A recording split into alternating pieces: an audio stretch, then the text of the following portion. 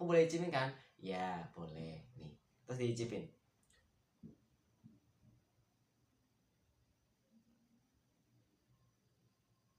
Wah, gila. Gak bisa berkata-kata aku lagi. Ya, assalamualaikum warahmatullahi wabarakatuh teman-teman semuanya. Ya, balik lagi dengan aku Alfian. Jadi ini video pertama aku ya. Ini bentar. Itu adalah video pertama aku di sini teman-teman. Ya, jadi buat kalian yang belum tahu, saya Alfian ya. Perkenalkan saya Alfian ya. Alfian aja, aku panggil Alfian aja. Dan pada kesempatan video pertama ini aku mau ngebahas tentang nasi goreng ya. Ini menurut pendapat pribadi aku sendiri ya teman-teman. Sepemikiran aku sendiri ya. Jadi video ini benar-benar kita bahas secara nilai sejarahnya ya, dari awal sampai akhir itu tentang nilai sejarahnya ya. Jadi tentang perkembangan nasi goreng itu sampai sekarang ya, dari dulu sampai sekarang itu seperti apa ya. Ya, seperti yang kita tahu sedikit ya, ini aku sedikit mau ngulik dulu. Jadi seperti yang kita tahu, nasi goreng itu kan makanan yang enak gitu kan. Ya, ya nasi ya. Nasi terus digoreng, jadilah nasi goreng kan ya. Kok bisa ya nasi terus digoreng jadi nasi goreng ya. Dengan berbagai macam bumbu yang sangat sederhana tapi benar-benar cakep banget, dan sekarang itu udah banyak sekali tentang aneka nasi goreng yang ada di Indonesia.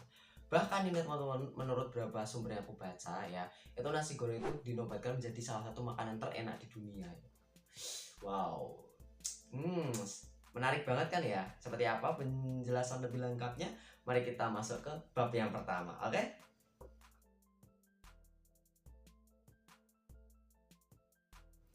Oke cuy, kita mulai dari bab pertama dulu ya. Jadi ini bab pertamanya aku kasih judul, namanya itu adalah awal mula nasi goreng ya. Sejarahnya itu gimana sih nasi goreng ya.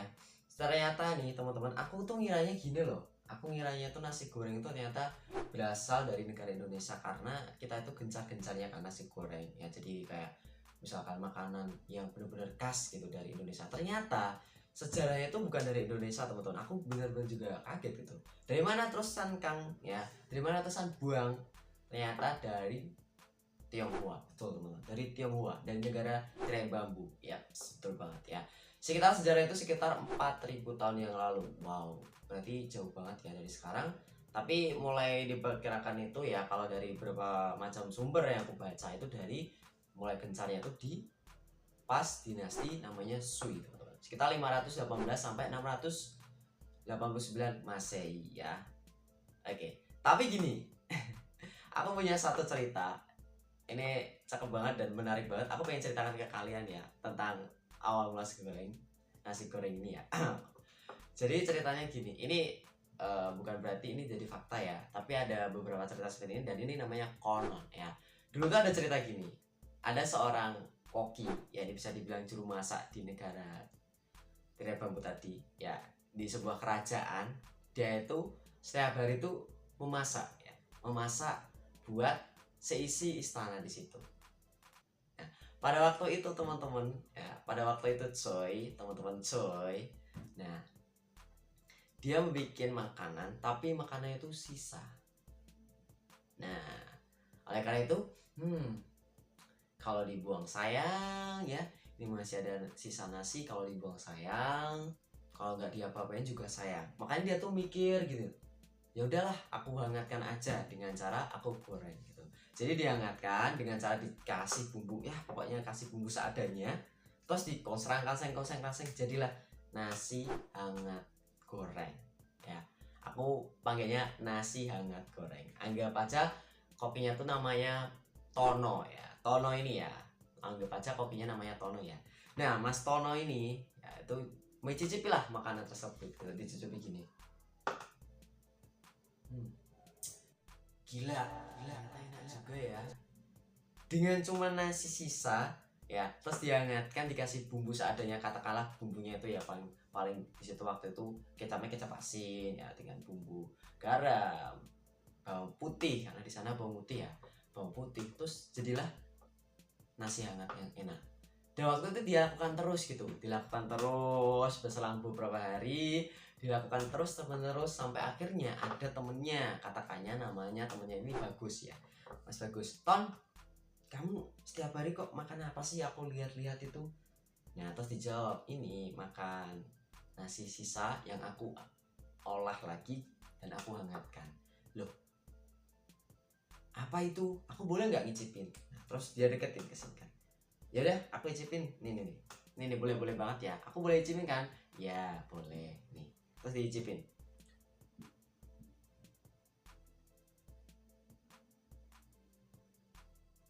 Wah gila,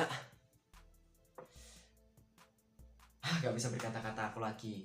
Ton, ini enak banget, ini enak banget gitu, sampai terdengar di telinganya sang raja. Dan pada akhirnya ya mulailah raja meminta untuk dihidangkan nasi goreng tersebut, ya nasi hangat yang digoreng tersebut, ya tapi bukan sisa loh ya, tapi dengan yang baru.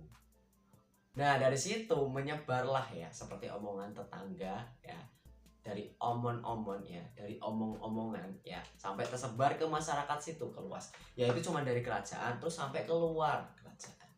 Maka dari itu mulai tersebar terus sampai ke negara Cina tersebut dan menjadi menu yang benar-benar worth it banget. Nah, di sini mau menariknya kan di sini kan ya. Cuman iseng gitu dari koki ya, dari Pak Tony ini ya, Mas Tony ini iseng gitu. Sampai bisa tersebar segitu luasnya nasi goreng sekarang ya. Tapi beda ya, nasi goreng Indonesia dengan nasi goreng yang di Cina itu beda banget ya.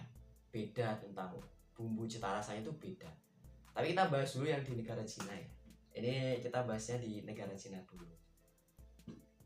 Dari masih awal mulanya. Tapi di situ mulai lebih berkembangnya, lebih pesat lagi itu pada masa yang namanya dinasti Ming. Ya, itu dinasti Ming. Pada tahun sekitar 1364 sampai 1468. Majunya jauh banget kan. Ya, itu baru terkenalnya gitu. Dengan cara terkenal itu dengan menggunakan wajan itu, namanya adalah kuk. Kalau nggak salah ya, nanti aku tampilin aja ya, biar nggak salah. Nah, gimana? Dari bab pertama aja udah seru ya. Sui dengan Ming ya.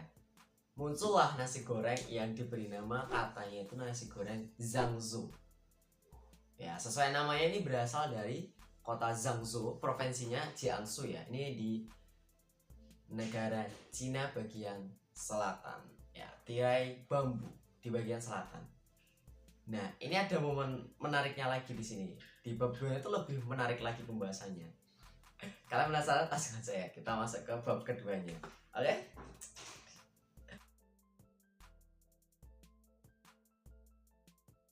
Oke, jadi kita masuk ke bab 2-nya langsung aja, yaitu masuknya nasi goreng itu ke Indonesia itu gimana. Ini ada beberapa cerita juga, tapi sebelum itu kita minum dulu ya. Aku seret ya, kita minum dulu dengan happy, dengan santai ya.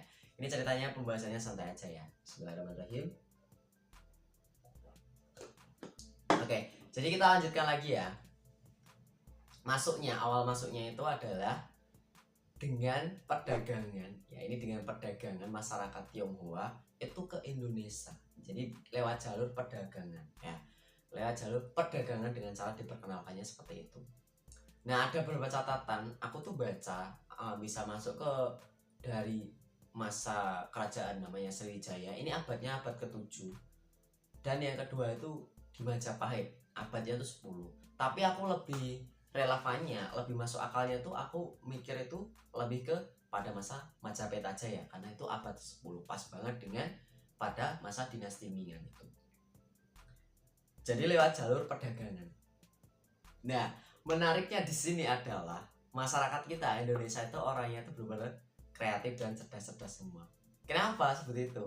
Karena nasi goreng Indonesia dengan nasi goreng aslinya ya di negara Tionghoa tadi lebih populer di Indonesia loh. Kenapa bisa gitu? Katanya, loh kok bisa gitu? Kok bisa cuy? Ini alasannya itu seperti ini. Masuk akal aja. Di Indonesia itu nasi gorengnya itu bervariasi banyak banget. Ya kalian tahu. Contohnya nih, nasi goreng Mawut, terus nasi goreng kambing yang terkenal di Jakarta, nasi goreng Padang, ya, dan masih banyak lagi nasi goreng yang mungkin aku nggak bisa sebutin. Tapi dalam buku yang aku baca itu sekitar ada 100-an lebih yang tercatat loh ya. Ada sekitar 100-an lebih itu nasi goreng jenisnya di Indonesia. Banyak banget, dari Sabang sampai Merauke mungkin ada ya. Bahkan nasi goreng abang-abang itu yang jualan tuh banyak juga loh ya, dan itu harganya murah tapi bener-bener enak gitu. Oke, kita langsung masuk ke pembahasan topiknya dulu. Kita lanjut dulu ya ke pembahasan topik. Jadi pada kerajaan yang namanya Majapahit ini pada abad ke-10, nah di situ mulainya itu dikenalnya dengan namanya sego goreng. Ini bahasa Jawa ya, kayak bahasa Jawa gitu, namanya sego goreng, sama gitu, sego yang digoreng gitu. Dulu tuh masyarakat kita di kerajaan Majapahit itu mengenalnya, ini kalau nggak salah ya, itu kayak nasi sisa itu dibikin dikeringkan, dibikin ceriping, kalau kalian tahu ya, ceriping atau ramba kalau kalian tahu ya. Nah dibikinnya seperti itu. Tapi setelah lewat jalur perdagangan tadi ini masuk ke negara kita, ini Indonesia, dengan kerajaan Majapahit lewat jalur perdagangan dan dengan cara omong-omong gini, maka Indonesia itu mulai mencoba, dan dicoba itu enak juga gitu. Dengan kita rempah-rempah kita kan banyak ya, dengan bawang putih, bawang merah, bumbu-bumbu dapur. Terus juga yang membedakan nasi goreng Cina yang Zhou ini tadi dengan nasi goreng kita itu terletaknya tuh di kecap manis. Betul, kecap manis. Kalau di negara Cina itu menggunakan namanya kecap asin, tapi kalau di negara kita menggunakan kecap manis. Jadi lebih variannya gitu, lebih ke warnanya beda ya. Kalau di negara Tionghoa tadi, ini lebih warnanya lebih cerah, lebih kayak pucat gitu. Tapi kalau dari kita itu warnanya merah menyala, terus ada hitamnya juga, hitam karena kena kecapnya, dengan berbagai macam bumbu yang ada. Aku tampilin ya di sini nanti bumbu-bumbunya. Contohnya antara perbedaan nasi goreng Zhangzhou dengan nasi goreng Indonesia itu apa? Nanti aku tampilin di sini ya. Gimana? Kalian baru tahu kan? Terus ini aku ada 3 lagi nih. Bab ketiganya itu lebih menarik lagi ya. Karena penasaran, langsung aja kita masuk ke bab ketiganya ya.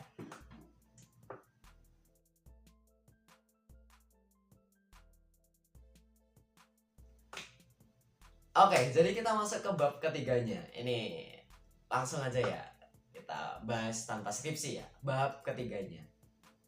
Jadi ke bab 3 ini aku namanya adalah teknik memasak nasi goreng. Itu ada 3 basic. Ada 3 ya, 3 tingkatan. Yang paling beginner, paling bawah itu, ya ini buat yang nggak bisa masak juga bisa pasti. Yaitu menggunakan apa? Bumbu instan. Betul. Dengan cara bumbu instan. Jadi bumbu nasi goreng itu kan udah sekarang udah banyak ya, di era sekarang ini banyak banget ya bumbunya. Jadi kita tinggal beli aja terus kita masak gitu. Dengan cara ya tinggal dicampur terus digoreng sangseng aja gitu. Tapi rasanya itu bener-bener ya cuman dapat rasa asin sama gurihnya doang gitu. Terus yang kedua itu ala abang-abang.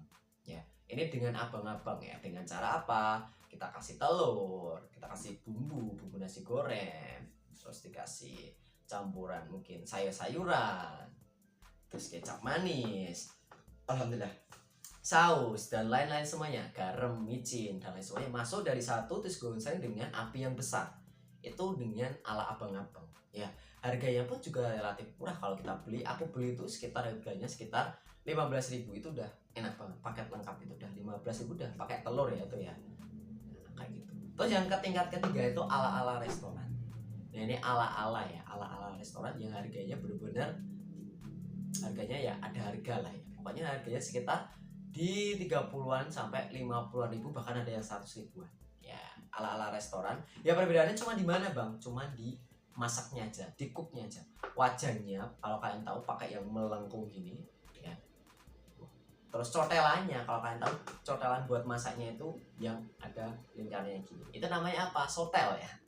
Sotelnya itu benar-benar yang pro, dan itu bisa sambil atraksi ya. Itu sebenarnya di teknik memasaknya aja, cuma bedanya tuh di teknik masaknya. Bumbunya tuh sebenarnya sama aja, dan rasanya ya bisa dibilang lebih enak mana ya. Ya sebenarnya enak yang tingkat ketiga, karena dia tuh lebih aromanya itu lebih enak ya. Kalau gurihnya dapet, aroma bakarnya itu dapet gitu, dengan atraksinya juga dapet. Jadi ada 3 tingkatan gitu guys. Kalau yang kedua itu menangnya itu kedua ya. Kalau aku secara pribadi aku menangnya kedua karena murah ya, dan enak juga iya. Tapi kalau kalian mau dapat pengalaman yang berbeda, kalian harus makan yang ketiga, yang di ala-ala tadi ya. Tapi ya harganya juga lumayan. Gimana? Ini menarik juga gitu ya. Buat kalian yang mau masak bisa loh. Sekarang tuh banyak sekali ya, aku ngeliat di sini tuh banyak sekali tutorialnya yang udah ngebahasin gimana caranya masak nasi goreng. Jadi aku nggak usah kasih kalian bumbu nasi goreng itu seperti apa, karena aku bukan seorang chef ya, ini cuma sebagai pengamat. Tapi aku ya suka makan, suka makan iya, tapi juga suka masak ya, sedikit-sedikit. Nah, jadi di sini tuh sampai sini tuh benar-benar menarik ya pembahasan kita ya. Dari bab 1 sampai bab sekarang bab 3. Tapi ada satu bab lagi yang menarik lagi. Kalian penasaran nggak? Kalian udah bisa nebak? Iya, betul. Mari ayo kita langsung masuk ke bab 4 aja ya. Let's go.